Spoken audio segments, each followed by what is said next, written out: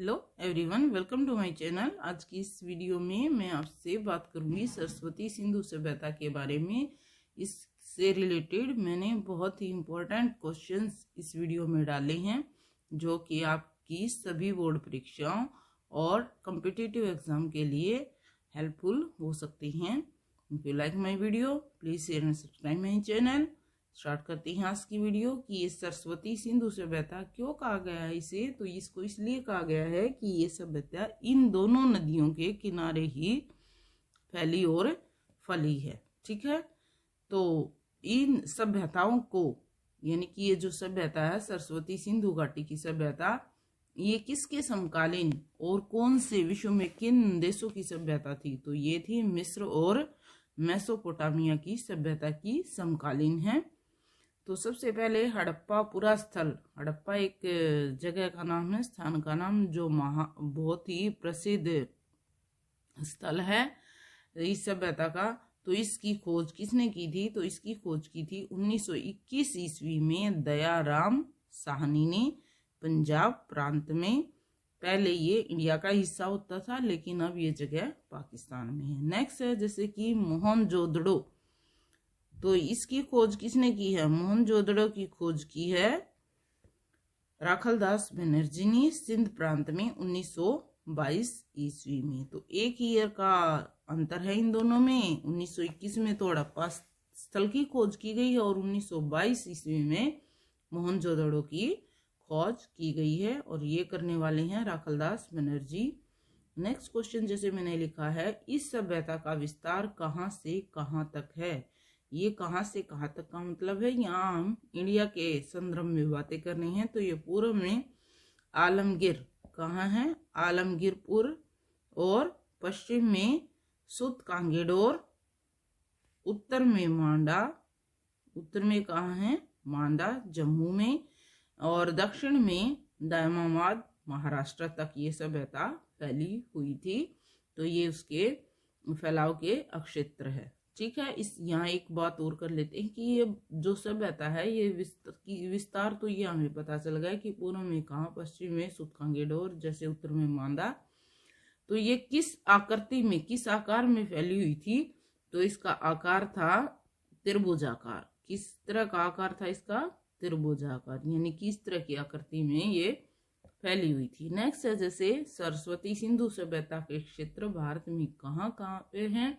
जो मेन क्षेत्र हैं जैसे कि पंजाब में है हड़प्पा, हरियाणा में राखी गड्डी, बनावली, गुजरात में धोलावीरा और राजस्थान में काली बंगा।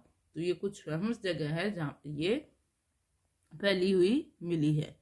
नेक्स्ट क्वेश्चन लिया है, रेडियो कार्बन तिथियों के अनुसार सिंधु सभ्यता का समय क्या बताया गया है? तो ये समय बताया गया है जैसे कि पहला चरण हम लेते हैं, ये है 4000 ईस्वी से 3200 ईस्वी पूर्व का प्रारंभिक काल। दूसरा है 2600 ईस्वी से 1900 ईस्वी पूर्व तक का नगरीय काल। और तीसरा है 1900 से 1300 ईस्वी पूर्व उत्तर काल। तो ये है इसका समय। सरस्वती सिंधु सभ्यता में सड़कों का निर्माण कैसे किया जाता था? तो ये निर्माण होता था किस तरह से होता था? ये निर्माण एक दूसरे से समकोण पर काटती हुई होती थी और चौड़ी होती थी, यानी कि ये इस तरह से होती थी। ठीक है, ये थी यहाँ की सड़कों का बनावट। ठीक है, नेक्स्ट है सामुदायिक भवनों में किस तरह की ईंटों का प्रयोग किया जाता था? तो जो सामुदायिक भवन थे जैसे कि सामुदायिक भवन में स्नानागार, धर्नागार, तो इस तरह की, तो वहां पे ईंटों का अनुपात, ईंट जो होती थी 1:2:3 और इसी तरह से 1:2:4 के अनुपात में वो होती थी। इस सभ्यता में क्या है, एक 19 सेंटीमीटर लंबी खंडित हुई, यानी कि खंडित टूटी हुई पुरुष की मूर्ति मिली है। तो ये मूर्ति कहाँ से मिली है? तो ये भी कहाँ से मिली है? मोहनजोदड़ो से। ठीक है, किस स्थान से मिली है खंडित पुरुष की मूर्ति? मोहनजोदड़ो से। सिंधु सभ्यता में किस तरह की व्यवस्था की बात की गई है? तो हंटर जो मुद्दे है वो ये बताते हैं कि उस सभ्यता का स्वरूप गणतांत्रिक था, यानी कि भारत की तरह एक गणतंत्रीय सभ्यता थी। वो भी सिंधु सभ्यता के प्रशासन का संचालन कहाँ से होता था? कि जो शासन चलाया जाता था उसके मुख्य क्षेत्र कौन कौन से थे, तो ये क्षेत्र माने गए हैं हड़प्पा और मोहनजोदड़ो। लेकिन ये नहीं कि यही सब था, इसके अलावा धोलावीरा और कालीबंगा जैसे भी कुछ स्थानों के प्रसिद्ध होने का वर्णन मिलता है। मोहनजोदड़ो में क्या क्या वस्तुएं मिलती हैं, तो ये मोहनजोदड़ो में क्या क्या वस्तुएं हमें मिली हैं, तो ये मिली हैं जैसे कि एक तो ये हो गया 19 सेंटीमीटर लंबी खंडित पुरुष की मूर्ति। दूसरा क्या है, धातु की कांसे की नर्तकी की मूर्ति, समुद्री मार्ग के प्रमाण, ठीक है। और ये मार्ग के प्रमाण हमें कहाँ से मिले हैं, एक मुहर पर इस तरह वहां जो मिली मोहर है तो उसके प्रमाण मिले हैं, सीप आदि, ठीक है। किलेबंदी के साक्ष्य, किलाबंदी की गई थी, तो ये साक्ष्य हमें कहाँ से मिले हैं, तो ये साक्ष्य मिले हैं कालीबंगा से, लोथल, बनावली, धोलावीरा नामक स्थानों से। नेक्स्ट है, किन फसलों का क्या है, किन फसलों का उत्पादन सिंधु सभ्यता के लोग करते थे, तो कौन सी फसलें थी जिनको ये लोग उत्पादन में लाते थे, यानी कि प्रयोग में लाते थे, तो ये थी गेहूं, जौ, चावल, मूंग, मटर, मसूर, सरसों, कपास, तिल आदि, ठीक है। तो कौन कौन सी थी, गेहूं, जौ, चावल, मूंग, मटर, सरसों, कपास, तिल, यानी कि अपनी जरूरत की चीजें। मेहरगढ़ से क्या मिला है, तो मेहरगढ़ से हमें और क्या चीजें मिली है, पत्थर की दराती के, यानी कि उस टाइम पे लोहे का जैसे इनको ज्ञान नहीं था, तो ये सभ्यता जो है लोहे से अनभिज्ञ थी, ठीक है, अनजान थी, मतलब परिचित नहीं थे ये। तो वहां पे किस तरह के जो औजार मिले हैं वो पत्थर के होते थे लगभग। जुते हुए खेत व मिट्टी के हल कहाँ से मिले हैं, कालीबंगा से तो जुते हुए खेत का प्रमाण मिला है, और बनावली से मिट्टी का हल मिला है, ठीक है।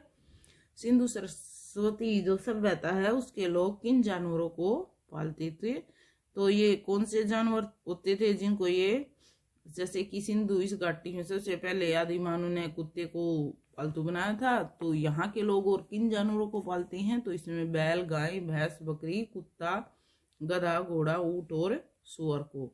नेक्स्ट है, लोथल से क्या प्रमाण मिला है, तो लोथल से बंदरगाह होने के, कि वहां पे बहुत ही फेमस बंदरगाह थी, समुद्री जहाजों से व्यापार होता था, मिट्टी की नाव मिली है, और हाथी दांत से बने पैमाने, यानी कि हाथी के दांत से बनी हुई वस्तुएं होती थी उस टाइम पे।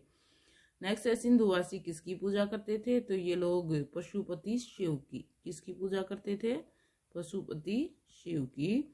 मातृशक्ति की भी पूजा करते थे, यानी कि धरती को ये माता मानते थे, और इसी तरह से पशुओं की और वृक्षों की, ठीक है, पशु और वृक्षों की हो भी ये पूजते थे। एक सींग वाला जो त्रिमुखी 3 मुख वाला पुरुष है, उसको सिंहासन पर, ठीक है, सिंहासन की योग मुद्रा है एक, तो वो मूर्ति हमें कहाँ से मिली है, तो ये भी मिली है हमें मोहनजोदड़ो से, ठीक है। कहाँ से मिली है, मोहनजोदड़ो से। सरस्वती सिंधु सभ्यता में अंत्येष्टि, जो अंत्येष्टि अंतिम संस्कार होता है, उसकी कितनी विधियां प्रचलित थी, तो ये थी 3 विधियां, जैसे कि पूर्ण समाधिकरण, दूसरा आंशिक समाधिकरण, और तीसरा दाह समाधिकरण। समाधि क्षेत्रों के प्रमाण हमें कहाँ से मिली है, समाधियां मतलब कहाँ मिली हैं, तो ये प्रमाण हमें मिले हैं राखी गढ़ी, परमाणा व अन्य पुरास्थलों से। सरस्वती सिंधु सभ्यता में किस प्रकार के चिन्ह का वर्णन किया गया है, मतलब एक चिन्ह, एक खास चिन्ह मिला है, तो ये स्वास्तिक चिन्ह, जैसे कि इसको हम इस तरह से बनाते हैं, तो इस चिन्ह का भी वर्णन वहां पे मिला है, ठीक है।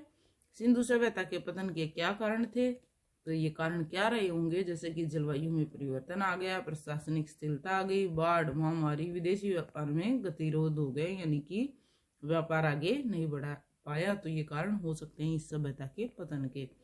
बाढ़ के प्रमाण की यहाँ पे उस टाइम पे बाढ़ आई होगी, तो ये मोहनजोदड़ो, लोथल, चहुदड़ो और भगत राव से हमें बाढ़ के प्रमाण मिले हैं, ठीक है। देखो जो मोहनजोदड़ो जगह है वो इतनी फेमस है कि लगभग हर तीसरे या चौथे क्वेश्चन में मोहनजोदड़ो का वर्णन हो रहा है। तो उस सभ्यता के जो क्षेत्र है हड़प्पा और मोहनजोदड़ो वो बहुत ही प्रसिद्ध स्थल है।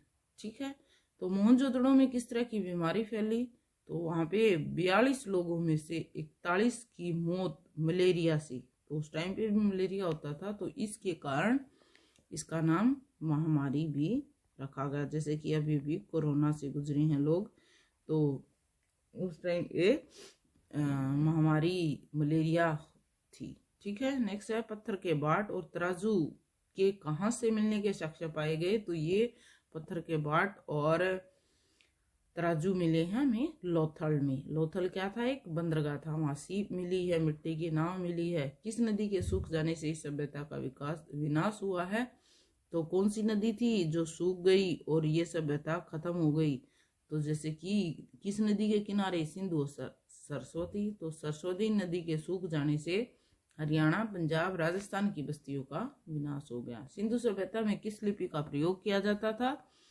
तो ये कौन सी लिपि होती थी जिसका प्रयोग किया जाता था, तो ये थी चित्रांकन यानी कि चित्रात्मक लिपि। कौन सी होती थी, चित्रात्मक लिपि। तो चित्र बना के अपने भाव को जोत तक भी पढ़ी नहीं जा सकी है। किस भवन को सबसे ज्यादा बड़ा बता गया है वह ये कहाँ से मिला, तो ये भवन है मोहनजोदड़ो का स्नानागार। यहाँ पे कैसा स्नान होता था, शाही स्नान, यानी कि जो बड़े लोग हैं वो पूरे ग्रुप में यहाँ स्नान करने के लिए आते थे। इसे सरस्वती, इसमें एक और था स्नान करने के लिए पैड़िया, ठीक है, यानी कि सीढ़ियां भी बनवाई गई थी। इतना बड़ी जगह थी तो इसमें नीचे पानी में उतरने के लिए क्या थी, सीढ़ियां। इसे सरस्वती सिंधु सभ्यता ही क्यों कहा गया है, क्योंकि बड़ी संख्या में यहाँ पे पूरा स्थल इन नदियों के किनारे ही मिले होने के कारण या बने होने के कारण। सरस्वती सिंधु सभ्यता में आम लोगों के लिए कौन सा क्षेत्र था, तो वो पूर्वी दिशा के टीले पे रहते थे, जैसे कि आम पब्लिक जनता। और नगर दुर्ग में कौन रहता था, तो वहां रहते थे शासक वर्ग के लोग। तो ये थे इस सभ्यता से रिलेटेड कुछ बहुत ही महत्वपूर्ण questions. If you like my video, please share and subscribe my channel. Thanks for watching the